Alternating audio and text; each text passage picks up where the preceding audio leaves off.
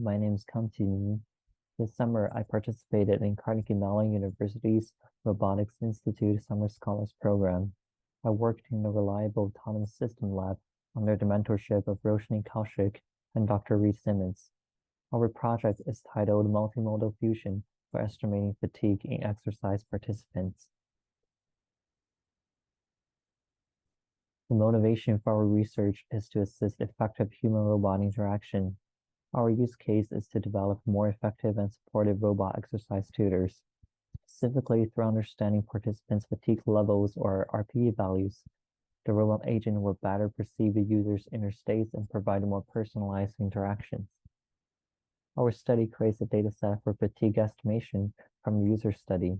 We also develop a multimodal approach that leverages facial action units, FAUs, exercise evaluations, and robot affective feedback to estimate RPE values. The data is collected from a user study of 18 participants from various age groups, ethnicities, and genders. During the study, each participant performs 3 rounds of exercise. Each has 2 sets of bicep curls and lateral raises. Participants' self-reported RPE values serve as the ground truths. The raw data is saved in the forms of videos and log files. The videos provide facial action unit information, while the log files store exercise evaluations, robot effective feedback, and RPE values. The camera on our robot platform Quori records videos of participants, which are separately passed into OpenFace to extract FAUs and exercise evaluators to get evaluations. The evaluations will be passed into the feedback controller to generate verbal and nonverbal effective feedback. Then FAU evaluations and effective feedback are features to be passed into the model to predict RPEs. Humans report RPEs as labels for training and testing.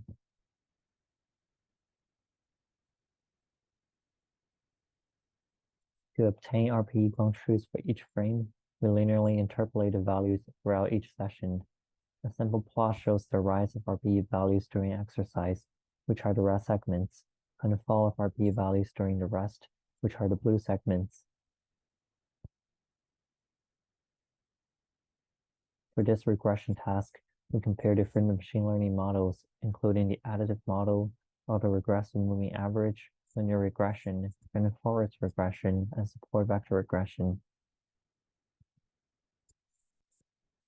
All the models are trained on 80% of participants' data and evaluated on the other 20%. We compare 2 different types of training strategies. One is estimating RPEs directly from features, while the other is estimating rates of change in RPEs from features and then reconstructing RPEs on an incremental basis.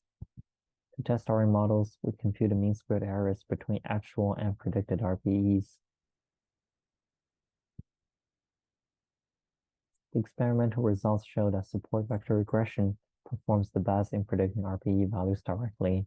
It achieves an MSE of 5.2. On the other hand, linear regression performs the best in predicting the rate of change and then reconstructing RPE values.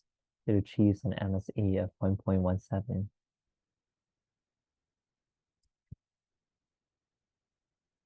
From comparing the plots of the 2 best performing models, support vector regression and linear regression, we observed that estimating the rate of change results in considerably more stable and accurate results. The plot of predicting RPEs directly shows a significant amount of noise, which can be reduced through predicting rate of change.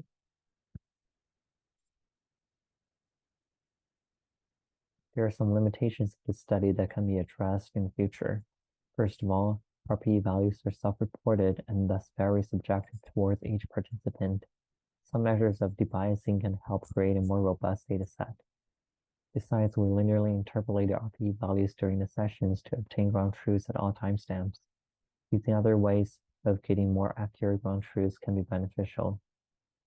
Furthermore, in this study, we only compare classical machine learning models. More approaches such as LSTM and CNN can be implemented as well. Finally, thank you to the RISC program sponsors for supporting this research. I would like to thank Ms. Rachel Burstein and Dr. John Dolan for coordinating the program. I want to especially thank Roshni and Dr. Simmons for their mentorship throughout this research.